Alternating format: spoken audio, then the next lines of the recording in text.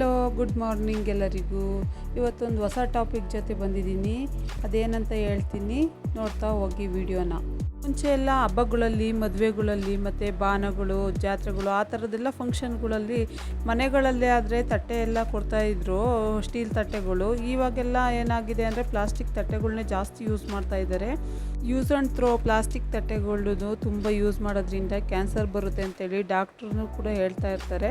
Plastic ತಟ್ಟೆಗಳು ಒಂದು ಕಡೆ ಆದರೆ, ಈಗ ಅಡಿಕೆ ಪಟ್ಟೆ ತಟ್ಟೆಗಳು ಅಂತಲೂ ಬರ್ತಾ ಇದ್ದಾವೆ. ಅಡಿಕೆ ಪಟ್ಟೆ ತಟ್ಟೆಯಲ್ಲಿ ಎಂಥದ್ದು ಆಗೋದಿಲ್ಲ, ಅದು ನ್ಯಾಚುರಲ್ ಆಗಿಯೇ ಮಾಡಿರ್ತಾರೆ. ಆದರೆ ಇದು ಎಲ್ಲ ಕಡೆಯೂ ಸಿಗೋದಿಲ್ಲ ಅಡಿಕೆ ಪಟ್ಟೆ ತಟ್ಟೆಗಳು.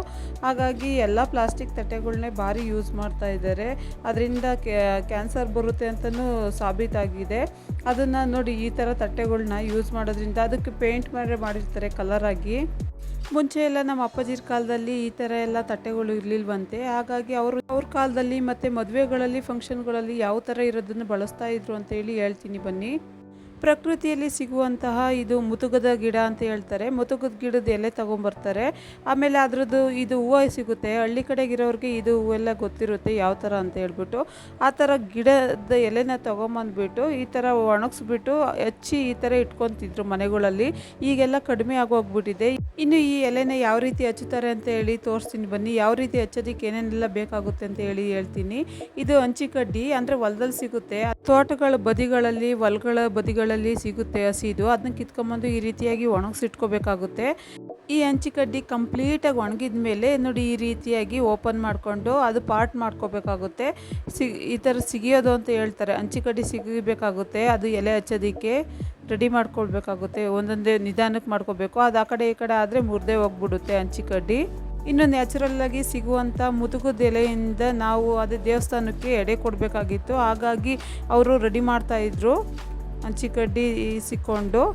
ಒಣಗಿರೋ ಎಲೆ ಇಲ್ಲ ಅಂತ ಹೇಳ್ಬಿಟ್ಟು ಹಸಿ ಎಲೆ ಒಂದೇ ಒಂದು ಹಚ್ಚೋಣ, ಎಡೆ ಕೊಡೋದಕ್ಕೆ ಬೇಕಾಗುತ್ತೆ ಅಂತ ಹೇಳ್ಬಿಟ್ಟು ಇಲ್ಲಿ ಒಂದೇ ಒಂದು ಕ್ವಾಂಟಿಟಿ ಆಗಿರೋದ್ರಿಂದ ಅದಕ್ಕೆ ಒಂದು 4 ಹಂಚಿಕಡ್ಡಿ ಅಷ್ಟೇ ಸಿಕ್ಕೊಂಡಾದ್ಮೇಲೆ ಇದು ಫೋಟೋಸು ಈ ಥರ ಇರುತ್ತೆ ನೋಡಿ. ಸಿಗದಾದ್ಮೇಲೆ ಈ ಥರ ಸಣ್ಣಗೆ ಒಂದು ಹಂಚಿಕಡ್ಡಿಯಲ್ಲಿ ಒಂದು 4-5 ಪಾರ್ಟನ್ನಾಗಿ ಮಾಡಿ ಸಿಗಬೇಕಾಗುತ್ತೆ ಹಂಚಿಕಡ್ಡಿನ.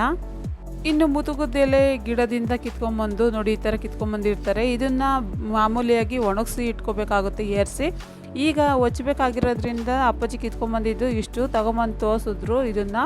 ಇದನ್ನು ಇವಾಗೆಲ್ಲ ಅದು ಕಿತ್ಬಿಟ್ಟು ಯಾವ ರೀತಿ ಹಚ್ಚೋದು ಅಂತ ಹೇಳಿ ತೋರಿಸ್ತಾ ಹೋಗ್ತಾರೆ ನೋಡಿ. ಈ ಥರ ದೊಡ್ಡ ಎಲೆಗೆ ಒಂದು ಸಣ್ಣ ಎಲೆ ಹಾಕ್ಬಿಟ್ಟು ಸುತ್ತಕ್ಕೂ ಹಚ್ಕೊಂಡು ಹೋಗ್ಬೇಕಾಗುತ್ತೆ. ಯಾವ ಥರ ಹಚ್ಚುತ್ತಾ ಇದ್ದಾರೆ ಅಂತೇಳಿ ನೀವೇ ನೋಡಿ ಫ್ರೆಂಡ್ಸ್.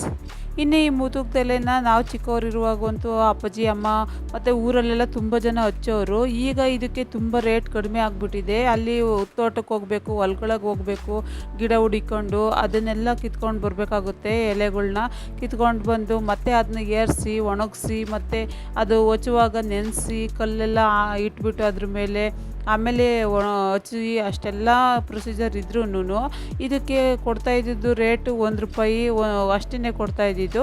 ಹಾಗಾಗಿ ಇವ್ರಿಗೆ ತುಂಬ ಲಾಸ್ ಆಗಿಬಿಡೋದು. ಈಗೆಲ್ಲ ಪ್ಲಾಸ್ಟಿಕ್ ತಟ್ಟೆಗಳು ಬಂದಿರೋದ್ರಿಂದ ಅಷ್ಟೆಲ್ಲ ರಿಸ್ಕ್ ತೊಗೊಳಲ್ಲ. ಬಂದ್ರೂ ಇಲ್ಲಿ ₹1, ₹1.5 ಕೇಳ್ತಾರೆ.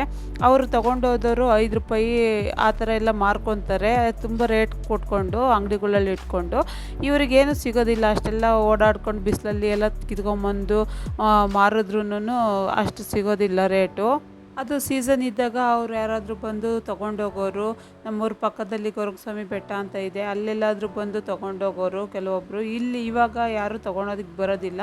ಅಂದರೂ ₹1ಗೂ ಅಷ್ಟೆಲ್ಲ ಓಡಾಡ್ಕೊಂಡು ತೊಗೊಂಬಂದು ಹಚ್ಬೇಕಲ್ಲ ಅಂತ ಹೇಳ್ಬಿಟ್ಟು ನಮ್ಮ ಮನೇಲೂ ಯಾರೂ ತರೋದಿಲ್ಲ. ಊರಲ್ಲೂ ಇನ್ನೇನು ಕಡಿಮೆ ಆಗೋಗ್ಬಿಟ್ಟಿದೆ, ಎಲೆ ಹಚ್ಚೋರ ಸಂಖ್ಯೆನೇ ಇಲ್ಲ. ಹಾಗಾಗಿ ಇದು ನ್ಯಾಚುರಲಾಗಿ ಸಿಗ್ತಾಯಿತ್ತು ಮತ್ತು ಹೆಲ್ತಿಗೂ ಏನು ಪ್ರಾಬ್ಲಮ್ ಇರ್ತಿರ್ಲಿಲ್ಲ. ಈಗೆಲ್ಲ ಮುತುಗದೆಲೆ ಬಿಟ್ಬಿಟ್ಟು ಪ್ಲಾಸ್ಟಿಕ್ ಎಲೆ ತೊಗೊಂಡಿದ್ದಾರೆ. ಅಂಗಡಿಗಳಲ್ಲಿ ಏನು ಅಂಗಡಿಗಳಲ್ಲೇ ಸಿಗ್ತವೆ ಪ್ಲಾಸ್ಟಿಕ್ ತಟ್ಟೆಗಳು. ತಗೊಂಬರ್ತಾರೆ, ಊಟ ಮಾಡ್ತಾರೆ, ಎಸಿತಾ ಇರ್ತಾರೆ. ಆಮೇಲೆ ಅದರಿಂದ ಸೈಡ್ ಎಫೆಕ್ಟ್ ಏನಾಗ್ತಿದೆ ಅಂತಲೂ ಯಾರೂ ಅಬ್ಸರ್ವೇ ಮಾಡ್ತಾ ಇಲ್ಲ.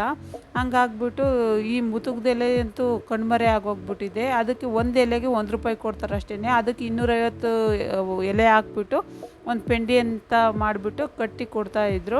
ಅಲ್ಲಿ ಎಷ್ಟು ಎಲೆ ಇರ್ತಾವೋ ಅಷ್ಟು ಎಲೆಗೆ ₹1 ಲೆಕ್ಕದಂಗೆ ಕೊಡ್ತಾಯಿದ್ದು ಅಷ್ಟೇ. ಲಾಸ್ ಆಗೋದು ತುಂಬಾ ಇವ್ರಿಗೆ. ಓಡಾಡ್ಕೊಂಬರೋದು, ಬೆಳಗ್ಗಿಂದ ಸಾಯಂಕಾಲ ತನಕ ಕೂತ್ಕೊಂಡು ಹಚ್ಚಬೇಕಾಗಿತ್ತು, ಸೊಂಟ ಎಲ್ಲ ನೋವಿಸ್ಕೊಂಡು. ಈಗ ಆ ಥರ ಏನು ಇಲ್ಲವೇ ಇಲ್ಲ. ಎಲೆಗಳು ತಗೊಳೋರ ಸಂಖ್ಯೆನೇ ಇಲ್ಲ. ಅದೇ ಮಾಮೂಲಿಯಾಗಿ ಪ್ಲಾಸ್ಟಿಕ್ ಎಲೆ ಮತ್ತು ಅಡಿಕೆ ಪಟ್ಟೆ ಎಲೆಗಳ್ನ ತರಿಸ್ಬಿಡ್ತಾರೆ. ಇನ್ನು ಈ ವಿಡಿಯೋ ಮಾಡಿದ ಉದ್ದೇಶ ಏನಪ್ಪ ಅಂದರೆ ಹಳ್ಳಿ ಕಡೆಗಾದರೆ ಇದು ಹಚ್ಚೋದೆಲ್ಲ ಗೊತ್ತಿರುತ್ತೆ, ನೋಡಿರ್ತಾರೆ, ಅವ್ರಿಗೇನು ಸ್ಪೆಷಲ್ ಅಂತ ಅನ್ಸೋದಿಲ್ಲ. ಇನ್ನು ಬೆಂಗಳೂರು ಕಡೆಯಲ್ಲಿ ಇರೋರ್ಗಂತೂ ಇದು ಗೊತ್ತೇ ಇರೋದಿಲ್ಲ. ಹಳ್ಳಿಯಿಂದ ಬೆಂಗಳೂರಿಗೆ ಹೋಗಿರೋರಿಗೆ ಗೊತ್ತಿರುತ್ತೆ ಅಷ್ಟೇ. ಬೆಂಗಳೂರಲ್ಲೇ ಇರೋರಿಗೆ ಗೊತ್ತಿರೋದಿಲ್ಲ ಇದು ಯಾವ ಥರ ಹಚ್ಚುತ್ತಾರೆ, ಯಾವ ಥರ ಮಾಡ್ತಿದ್ರು ಅಂತ ಹೇಳ್ಬಿಟ್ಟು. ಹಂಗಾಗಿ ಅವರು ಈ ವಿಡಿಯೋನ ನೋಡ್ಕೊಂಡ್ರೆ ಒಂದು ಐಡಿಯಾ ಬರುತ್ತೆ ಅಂತ ಹೇಳಿ ಈ ವಿಡಿಯೋ ಮಾಡ್ತಾಯಿದ್ದೀನಿ ಫ್ರೆಂಡ್ಸ್. ಇನ್ನು ಈ ಮುತುಗ್ದೆಲೆನ ನಮ್ಮ ಮನೇಲಿ ಏನೇ ಫಂಕ್ಷನ್ಗಳಾದ್ರೂ ಅಮ್ಮ ಎಲ್ಲಾದರೂ ಹೊಲಕ್ಕೆ ತೋಟಕ್ಕೆ ಹೋದಾಗ ತಗೊಂಬಂದು ಇಟ್ಟಿರ್ತಾರೆ, ಆಮೇಲೆ ಹೊಚ್ಕೊಂಡಿರ್ತಾರೆ. ಮನೆ ಫಂಕ್ಷನ್ಗಳಿಗೆ ಮಾತ್ರನೇ, ಎಲ್ಲೂ ಮಾರೋದಿಲ್ಲ, ತುಂಬ ಲಾಸ್ ಆಗುತ್ತೆ ಅಂತ ಹೇಳ್ಬಿಟ್ಟು. ಮನೆಗೆ ಏನೇ ಫಂಕ್ಷನ್ ಆದ್ರೂ ನಾವೇನು ಪ್ಲಾಸ್ಟಿಕ್ ತಟ್ಟೆ ಆ ಥರದ್ದೇನು ತರೋದಿಲ್ಲ.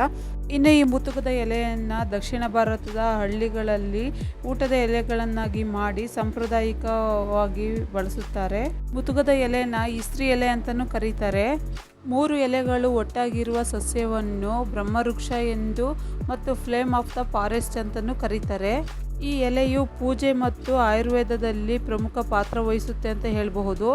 ಇನ್ನು ಈ ಎಲೆನ ಚರ್ಮ ರೋಗ, ಮೈಕೈ ಕಡಿತ ಅಂತಕ್ಕೆಲ್ಲ ಆಯುರ್ವೇದದಲ್ಲೂ ಕೂಡ ಬಳಸ್ತಾರೆ ಈ ಎಲೆನ. ಇನ್ನು ಈ ಮುತುಗದ ಎಲೆನ ಮಜ್ಜಿಗೆಯಲ್ಲಿ ಅರ್ದ್ಬಿಟ್ಟು ಕುಡಿಯೋದ್ರಿಂದ ಮೂಲವ್ಯಾಧಿ ನಿವಾರಣೆ ಆಗುತ್ತೆ ಅಂತ ಹೇಳ್ತಾರೆ.